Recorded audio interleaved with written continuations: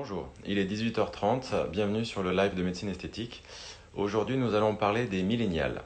Alors, qu'est-ce que les millénials? Donc pour ça, j'ai fait quelques petites recherches quand même, parce que je n'en fais pas partie, et c'est vrai que c'est un monde que je connais moins bien, mais qui est de plus en plus présent sur nos réseaux sociaux, et qui même modifie notre façon et notre approche de nos métiers, et aussi bien en médecine esthétique. Donc c'est une génération, on l'appelle la génération Y, qui est née entre 1984 et 1996 et qui succède à la génération Z. Le terme apparaît en 1993 dans une revue des États-Unis, Advertising Age aux USA, qui voulait donner une définition du jeune consommateur. Et elle disait trois termes, qu'il était éthique, engagé et ultra connecté. Ces millénials constituent 23% de la population française et 32% de la population mondiale. Alors effectivement, ils sont nés avec un ordinateur dans les mains, voire pour certains avec Internet, et ils n'ont pas connu leurs ancêtres, à savoir le Minitel et autres ordinateurs avec des connexions inexistantes, voire très lentes. Donc les jeux vidéo pour eux sont devenus quelque part quelque chose de banal, alors que la génération précédente était plutôt considérée comme un privilège. Ce sont des personnes qui sont donc passionnées de nouvelles technologies et qui maîtrisent parfaitement Internet. 80% des moins de 25 ans actuellement sont sur les réseaux sociaux et passent minimum 3 heures par jour sur leur téléphone, et 25% même utilisent plus de 100 fois par jour leur téléphone. Donc on est quand même sur des chiffres assez impressionnants pour en tout cas l'ancienne génération. Si on devait déterminer les caractéristiques sociales des millénials, donc ce sont des personnes qui vont privilégier l'émotion, l'authenticité et le partage. Ce sont des personnes qui vont se comparer aux autres, non pas dans une quête de faire mieux, mais dans une quête d'échange et de compréhension de l'autre. Ils vont privilégier le bien-être et la santé mentale. Ils aiment aussi relever des défis, ils aiment partager leurs expériences, faire des rencontres. Ce sont des personnes donc très mobiles, libres, autonomes même, voire autodidactes. Ils participent enfin, ils aiment donc participer aux causes environnementales et aussi aux politiques éco-responsables. D'un point de vue professionnel, les millennials, que sont-ils et que font-ils? Alors, ce sont effectivement leurs caractéristiques. Alors, c'est pas moi qui pense tout ça. Effectivement, là, je me suis appuyé sur des études, des articles que j'ai relus précédemment. Donc, ils pensent plutôt à court terme. Effectivement, d'un point de vue professionnel, ils ont connu les licenciements un peu répétitifs et abusifs. Donc, ils sont pas dans une projection d'avenir sur du long terme. L'ancienneté serait même plutôt un frein pour eux. Ils aiment plutôt aller droit au but. Et effectivement, quand on est chef d'entreprise ou qu'on travaille au contact de jeunes générations, il faut comprendre cela et aller plutôt droit au but dans notre communication avec eux pour pouvoir les motiver. Ils acceptent volontiers un métier ou d'entrer dans une entreprise, mais uniquement à la condition si ces derniers vont valoriser leurs compétences et des fois au-delà de leur rémunération. La rémunération n'est pas quelque chose qui finalement va être un objectif, comme pour la génération précédente ou leurs parents qu'on appelle les baby boomers. Ils cherchent avant tout à allier donc leur vie professionnelle et leurs intérêts personnels.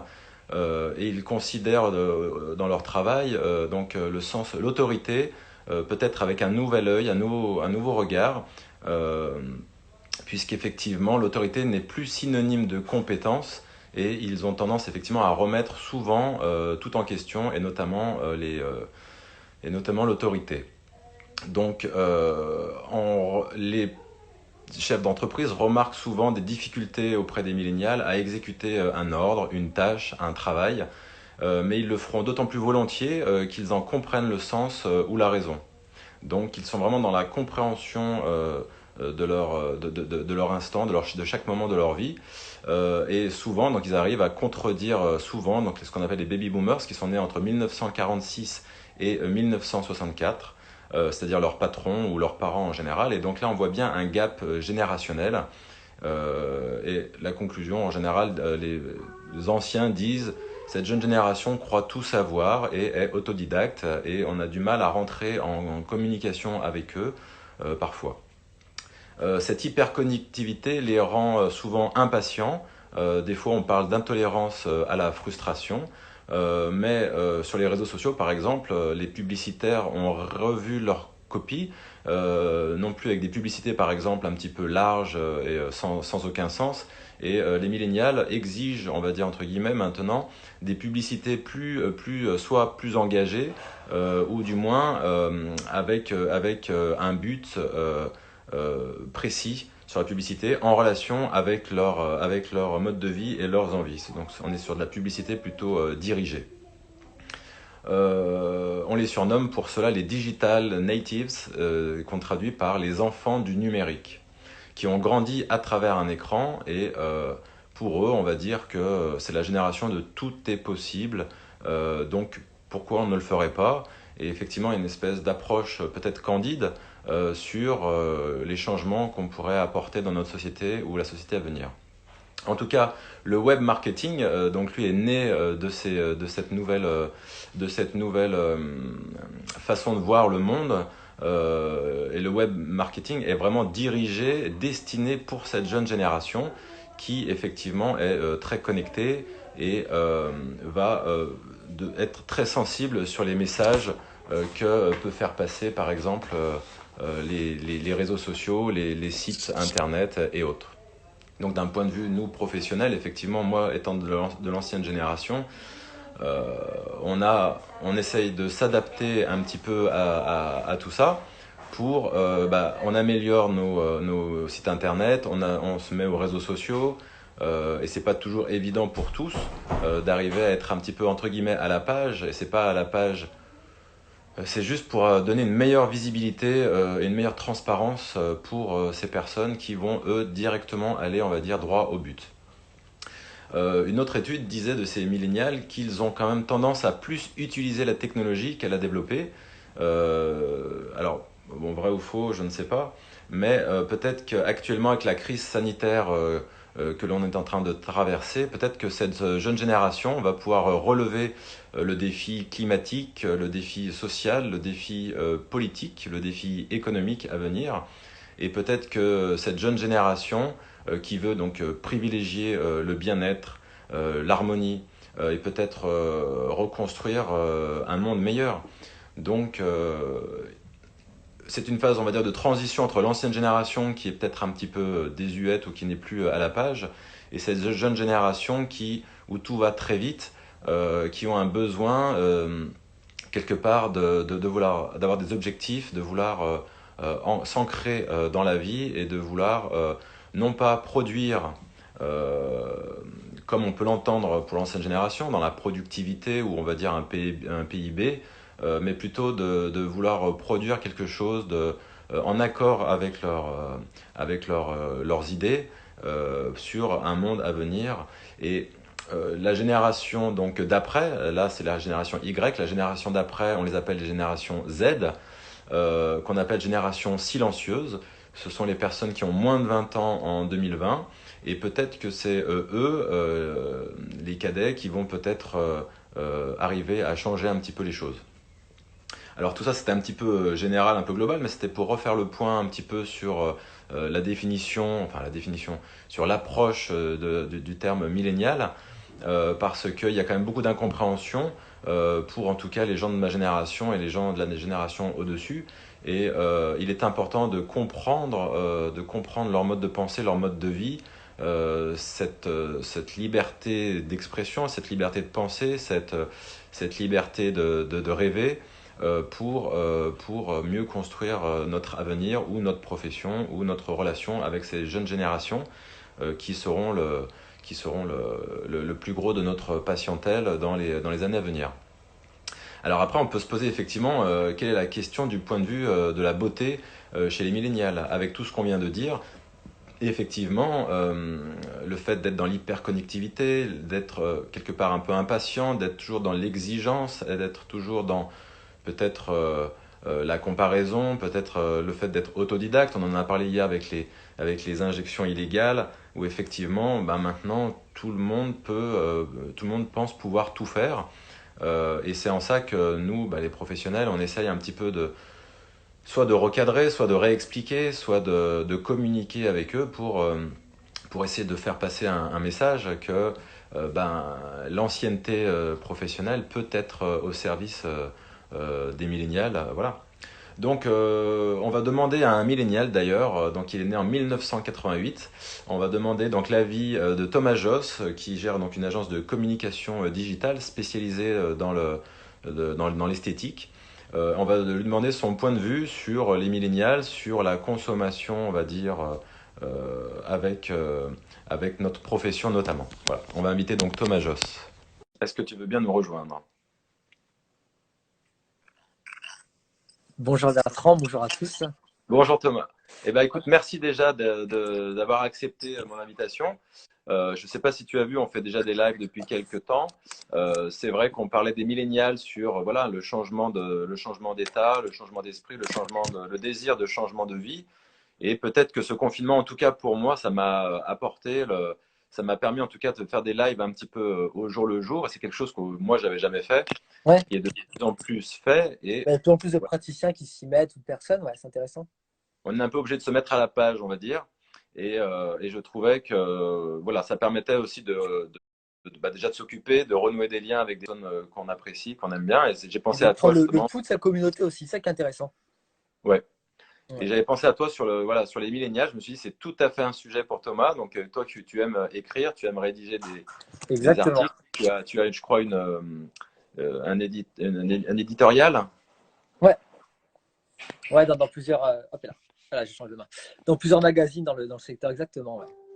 Donc, parle-nous un petit peu des millénials, toi, de ton approche en tant que millénial, puisque toi, tu es né vraiment dans la période bah, Fin 88, huit ouais. voilà, entre 84 et 96, c'est la définition de la génération Y. Tu es en plein dedans, tu es vraiment le fruit de ce courant de pensée, on va dire. C'est presque un Ouais, courant de pensée. Et voilà, tu as la mais parole. ouais. Merci. Et bah, tout d'abord, c'est vrai qu'en gérant plusieurs comptes, on va dire, de chirurgiens ou de médecins esthétiques, hein, leurs réseaux sociaux, donc en France et sur les pays limitrophes, je vois souvent passer bah, des demandes hein, pour des traitements, des injectables, des traitements laser, bien sûr. Et ce que je me suis rendu compte, c'est qu'avant, les patientes, elles avaient bien sûr plus de 40 ans. Et Ouais. aujourd'hui, finalement, elle venait avec des photos de Julia Roberts ou de célébrités de l'époque. Aujourd'hui, c'est plutôt des demandes de, bah, on veut ressembler à une youtubeuse et à une influenceuse. Donc parfois, c'est des demandes irréalistes. On l'a vu avec les filtres, par exemple. Et aujourd'hui, finalement, les 18-34 ans, elles ont, enfin, on l'a vu, des études ont montré qu'elles ont plus recours à la médecine esthétique que les 50-60 ans. Donc c'est intéressant finalement à comprendre. Et cette différence, c'est qu'avant, finalement, l'ancienne génération, elle n'en parlait pas, elle n'en parlait même pas à leur meilleur ami. Mm. Aujourd'hui, on va le parler, on va le dire en story, on va le dire à tout le monde, on va le crier sur les toits qu'on a fait une retouche, qu'on a fait quelque chose. Et bien sûr, à cause de toi, à cause de quoi, grâce à quoi, c'est surtout le smartphone tout d'abord. C'est surtout donc toutes ces applications, donc tous ces réseaux sociaux avec, ça peut être aussi éloigné, bien sûr, les critères de beauté naturelle qui sont parfois devenus pour elles obsolètes. Évidemment, donc bien sûr, ce que je m'aperçois, c'est aujourd'hui, donc toutes ces demandes, on va dire, parfois irréalistes, donc de ces personnes, il n'y a pas que, bien sûr, il y a aussi des demandes heureusement réalistes. Mais en tout cas, le praticien, lui, qu'est-ce que ça a changé dans sa pratique? C'est plus de réactivité. Donc aujourd'hui, je le vois sur toutes les demandes que mes clients ont, c'est à n'importe quelle heure. Ça va de 7 heures du matin jusqu'à minuit du soir sur Docteur, touchant mon grain de beauté, etc. Donc c'est vraiment, on va dire, une consommation presque devenue un acte de consommation presque courante pour certains. Ouais. Évidemment qu'il y a des actes qui sont très publicités, hein, tout ce qui est poitrine, tout ce qui est lèvres, tout ce qui est pommettes, le regard, le botox, tout ça, c'est vraiment des très grosses demandes. C'est une demande bien sûr beaucoup plus féminine que masculine. On voit de plus en plus d'hommes, hein, donc Ouais. hétérosexuels comme homosexuels, mais c'est vrai qu'il y a beaucoup plus de femmes qu'autre chose. Aujourd'hui, finalement, donc, elles veulent surtout des actes résorbables. Elles veulent vraiment, donc, avant un acte important, avant un mariage, avant un événement, on va dire, c'est le fameux acte résorbable. Hein, donc, hein, c'est la bouche. on va dire, glossy, mais qui va rester 6 mois. Donc ça, c'est Ouais. pour elles, ça, c'est important. C'est vraiment, donc, elles font peut-être une erreur, mais en tout cas, c'est une erreur résorbable. En tout cas, moi, mes clients chirurgiens, ils doivent surtout… Ou qu'elle pense résorbable. Oui, c'est ça, ouais, exactement. Et mes clients chirurgiens, eux, voilà, sont confrontés, en tout cas, à des actes, mais en tout cas plus réfléchis. C'est vrai que les demandes sont beaucoup plus réfléchies, plus précoces. Aujourd'hui, moi, les patientes les plus jeunes, elles ont 25 ans pour une poitrine, hein, donc ça, c'est vrai qu'elles ne veulent pas perdre de temps, ça c'est important. Et c'est surtout qu'aujourd'hui, on remarque que le millennials, il a son corps, enfin, il se sert de son corps comme une expression. Donc ça, Ouais. aujourd'hui, c'est important à comprendre, c'est que leur corps, c'est presque comme une vitrine pour un magasin ou comme une devanture pour une société. C'est vraiment, donc elles s'en servent comme une expression. C'est un outil de Donc, communication et de ouais, c'est une petite consommation. valorisation et de. Ouais, C'est pas que à visée de rencontre. C'est peut-être pour se définir, l'extérieur va définir l'intérieur un petit peu. ouais, tout à fait. Et c'est vrai qu'aujourd'hui, c'est important à le comprendre, enfin à comprendre ça, bien sûr. Mais en tout cas, ce qui est important aussi pour un praticien, c'est de ne pas tomber enfin, en communication, en tout cas dans les excès. Ça, c'est vraiment important Ouais. parce qu'aujourd'hui, enfin, dans les excès, surtout, de rester dans les réglementations du CNOM, hein, de l'ordre des médecins. Donc, il y a toujours une réglementation de conserver son identité pour un praticien quand il communique, de pas finalement être dans le côté girly, dans le côté, on va dire, télé-réalité ou dans le côté parfois je vois un peu trop esthéticienne, où on sent qu'il n'y a plus rien de médical finalement. Le praticien, on va dire, il ne va pas toucher un millennials en étant déjà plus lui. Donc c'est important pour un praticien, c'est de communiquer déjà en son identité, en respectant son identité, ça c'est très important. Aujourd'hui, il y a encore beaucoup trop d'agences, je trouve, qui gèrent la communication de chirurgiens avec une identité, j'ai envie de dire, plus du tout médicale ou plus du tout chirurgicale. Donc c'est un peu dommage. Je pense que c'est important de garder cette statut-là, cette stature-là en tout cas pour la pérennité aussi du milieu. Donc c'est important parce que je pense que si le chirurgien ou si le médecin commence à communiquer de manière, on va dire, trop infantilisée de manière trop camarade, trop dans le tutoiement, etc. Je crois que la médecine pourrait même mourir dans les années à venir. Donc ça, c'est important à comprendre. Donc voilà, rester dans cette stature du médecin en tout cas. Et, euh, et puis, je crois que j'ai fait le tour des points. Oui, après, pareil, le millennials aussi, bien précisé que le millennials doit bien sûr, enfin, doit éviter d'aller dans cette médecine, on va dire, illégale, donc cette médecine de cuisine ou parfois de salon, comme on le voit parfois en ce moment dans les médias, ces fameuses esthéticiennes qui font des actes bien sûr, de médecine illégale. Donc ça aussi, le millennials, parfois, il est un peu trop volage et puis un peu trop Alors, facile à. Ouais. ça, c'est une question qu'on a abordée hier sur les injections illégales avec le docteur Converset, justement. Et c'est vrai qu'il y a eu des réactions assez brutales, même, je dirais, où l'idée du débat n'a pas été. Voilà, il parlait plutôt qu'il fallait qu'on pense aux personnes qui n'avaient pas assez de moyens, ou alors qu'il fallait que nous, on n'avait pas toute légitimité pour le faire. Enfin, si tu veux, ça rejoint un petit peu ce que je disais au début, ce côté de vouloir un petit peu toujours remettre en question c'est ce que je dis, pas les autorités, Ouais. mais ce qu'on appelle le professionnel. Et tu as raison de le dire que les médecins doivent rester professionnels, ils doivent cadrer. C'est pour ça que j'ai voulu faire hier, moi, l'intervention sur les injections illégales. On m'a demandé de ne pas le poster parce que pour X raisons. Donc je ne le mettrai pas sur YouTube parce que c'est un sujet un petit peu trop délicat qui n'est pas compris par tout le monde, je pense. Et si on comprend vraiment ce que c'est qu'un millénial, peut-être quelqu'un qui est impulsif, qui va Ouais, c'est vouloir ça. foncer, peut-être sans forcément réfléchir, peut-être en se Comme un disant bah, achat de c'est moi. consommation courante, comme acheter un pull Voilà. ou un sac à main, quoi. Et C'est c'est vrai. un petit peu ça le problème de notre profession. C'est pour ça que je me suis dit, non pas que je sois le porte-parole des injections illégales, parce que voilà, j'ai autre chose à faire, mais je pense que c'est de notre devoir aussi de prévenir des dérives de ces jeunes générations. Parce que la question qu'on se pose, nous, médecins, c'est on parle de la génération Z, quelle sera cette génération? Ouais, bien sûr. Ouais. Non, c'est sûr. Mais en tout cas, c'est important. C'est vrai que c'est important à comprendre et puis à comprendre tout de suite aussi, pour éviter bien sûr de rattraper certaines dérives plus tard, quoi. En tout cas. Souvent, effectivement, mon ressenti sur les millénials, c'est Et puis, effectivement voilà, l'impulsivité, l'intolérance à la frustration, le désir de perfection totale. Peut-être parce qu'ils ont été matraqués par les réseaux, par les ouais. youtubeurs, les influenceurs, les stars, etc. Et puis la Peut-être presse aussi. Et la la presse est presse. coupable aussi. Bah, la Là, ça presse, part de. c'était Ouais, la presse était l'étape d'avant, je pense, et que maintenant, c'est vrai qu'on demande à ce que les photos ne soient plus photoshopées, on ouais, demande à ce qu'il y ait des mannequins plus normaux, ouais. pulpeux, on va dire. Donc, on essaye de faire marche arrière, alors que les réseaux sociaux, ils sont en train de mettre l'accélérateur, ils sont en train de mettre l'accélérateur dedans. Et sur des choses où quand tu disais résorbable, voilà, on pense que c'est pas si résorbable que ça parce qu'on va Ah non, inclure mais quand c'est même à sûr. chaque Ouais, c'est injection sûr. une fibrose, et la Mais fibrose, elle est irréversible. non, non, c'est certain. Et puis aujourd'hui, de toute façon, ouais. Mais il y a aussi, bien sûr, les excès à éviter. Mais il y a aussi, après, toutes les cas psychologiques qui vont être, enfin, qu'on va devoir traiter aussi. Parce que qu'on va voir, par exemple, des femmes ou même des hommes qui vont être frustrés de ne pas avoir le visage ou le corps d'une personne qu'elles auront vue. Donc, Bien sûr. elles n'auront pas un visage Instagrammable, on va dire. Il y a aussi cette frustration-là qui sera gérée, qui sera psychologique de toute façon. Et malheureusement, ça crée des dysmorphophobies, ça c'est clair et net. Voilà, c'est ce que je voulais dire exactement. Ouais. Et il faut pas, en tout cas, il ne faut pas que la profession, enfin, que la médecine esthétique crée en tout cas une dysmorphophobie généralisée, quoi. Ça, c'est clair et net. En fait, aussi bien que les millennials, donc on grandit, on va Ouais, dire, avec les réseaux sociaux, l'internet et compagnie. Quelque part, d'un point de vue enfin, de mon travail, ils sont en train de grandir avec la médecine esthétique, qui pour eux est un peu pas comme une béquille, mais voilà, on ouais, va bien sûr. gommer ci, on va gommer ça, on va me rajouter ça. Et quelque part, ça va, on est en train de créer de la dysmorphophobie à venir. Et c'est ça qui, des fois, nous inquiète dans notre métier. Et c'est ce qu'on essaye de dire un petit peu C'est pour répondre à Lilou Filou.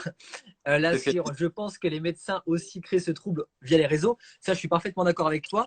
C'est Ouais. pour ça que moi, personnellement, sur ma clientèle, sur mes médecins, je pointe vraiment du doigt sur comment dire, je ralentis tout ce qui est avant-après, tout ce qui est publication d'avant-après, sur tout ce qui est trop poussé, tout ce qui est trop osé.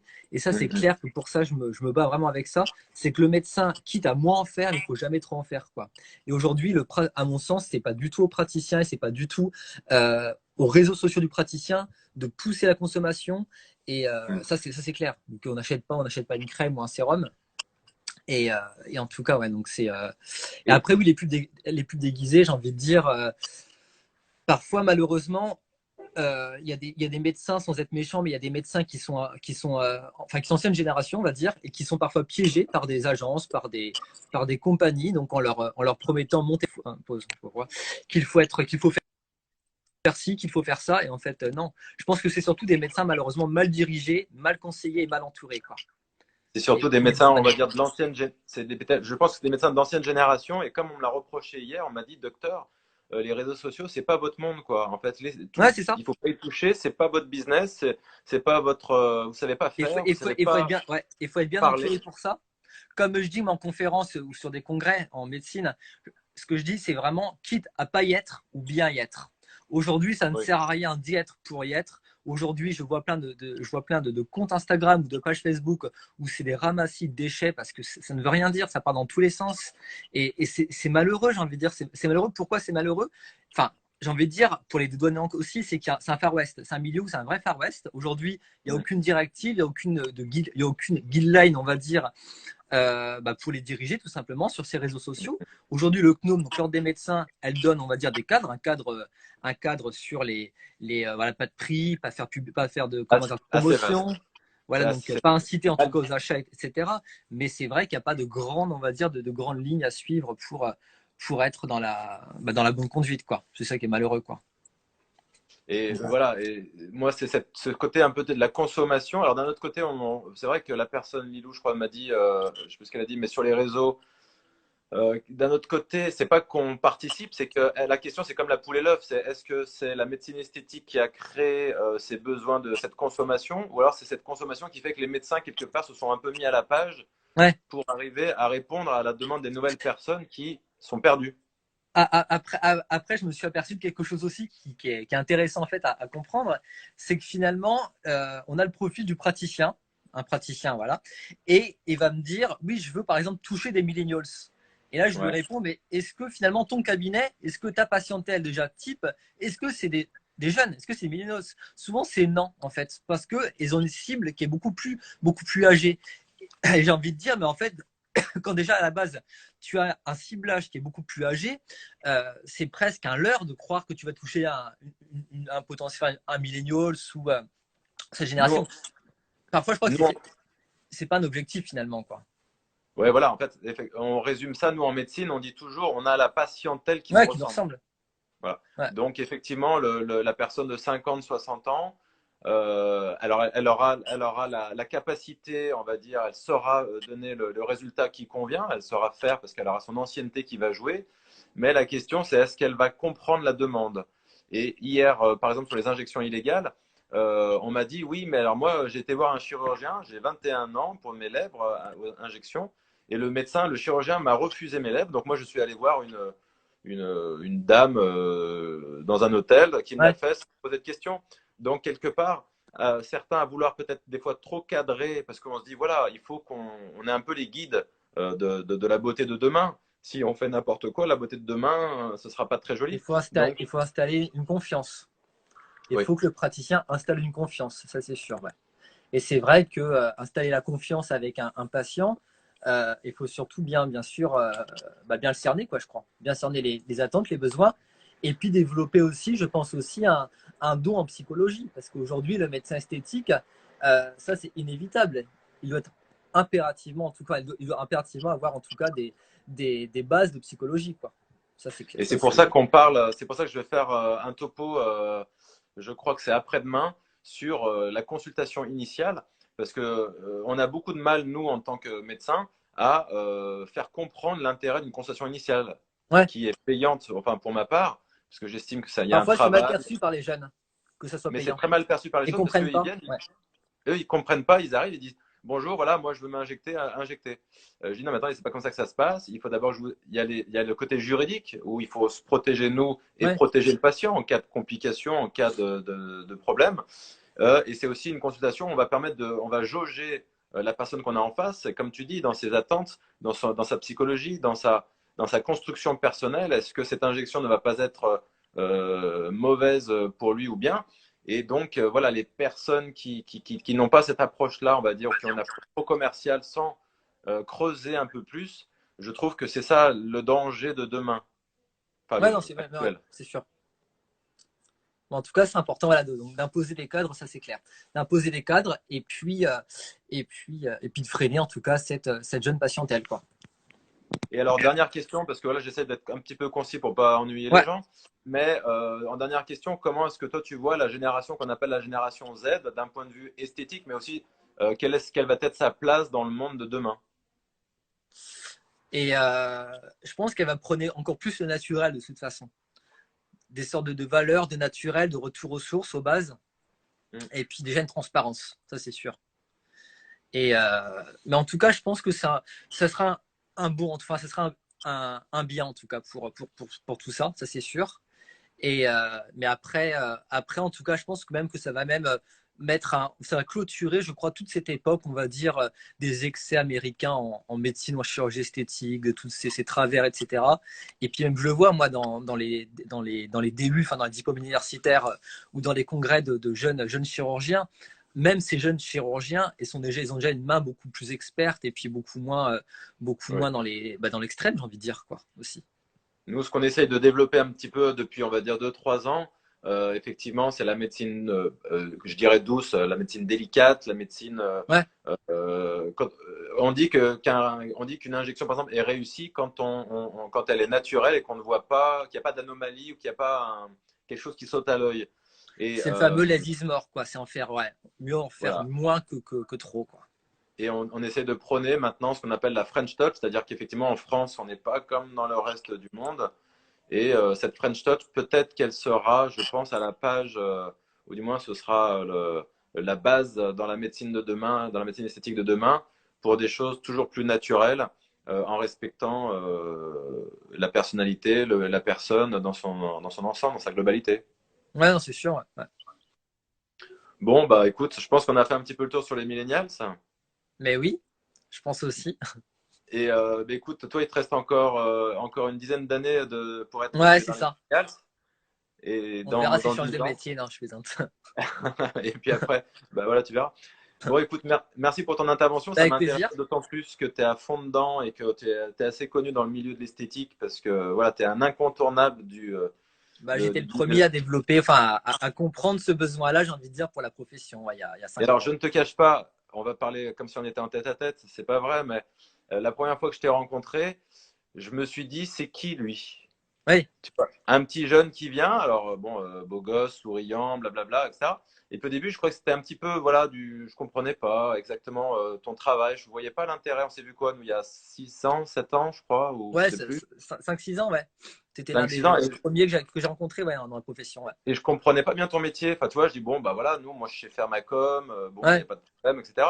Et je pense qu'effectivement, on a toujours un wagon de retard. Et maintenant, si tu veux, je comprends tout à fait l'importance que tu peux avoir dans le lien entre le médecin et son patient pour une meilleure compréhension c'est des uns et des l'accompagner dans ce autres. parcours. L'accompagner dans ce parcours, et puis, ouais, c'est vraiment ça finalement. Ouais.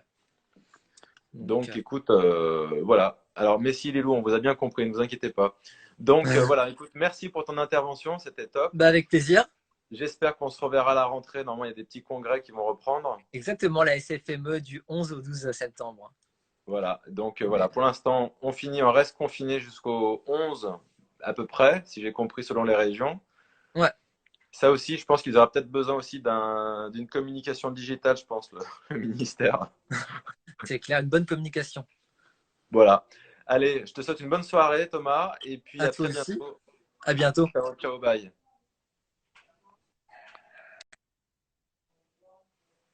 Voilà, bah écoutez, on a fini le sujet. J'espère que ça vous a intéressé. En tout cas, moi, ça m'a permis de creuser un peu plus sur les millénials, sur la définition, sur une espèce de ressenti que j'ai. Alors moi, je ne suis pas très ancien parce que ça fait 10 ans que je vais être installé. Mais déjà en 10 ans, j'ai vu un changement dans ma patientèle, un changement dans les demandes, un changement vraiment sur la manière d'aborder la médecine. Tout à l'heure, on parlait du règlement en plusieurs fois, et effectivement, on n'a pas le droit de régler en plus de 3 fois. On a le droit de faire des facilités de paiement effectivement en 2 fois, voire 3 fois. Ça, c'est autorisé parce que je me suis renseigné un peu sur la question. Mais effectivement, faire des règlements en 10 fois, là, on passe dans le comment s'appelle dans le droit de la consommation et ce n'est plus un droit médical et voilà. Donc c'est pour ça que tout est cadré et il faut essayer de rester le plus droit possible dans sa pratique. Voilà, je vous souhaite une bonne continuation, une bonne soirée. Si vous avez besoin d'aborder un thème, n'hésitez pas à me demander en message privé parce que j'ai jusqu'au 10 mai et après le travail reprend. Voilà. À très bientôt, bonne soirée. Au revoir.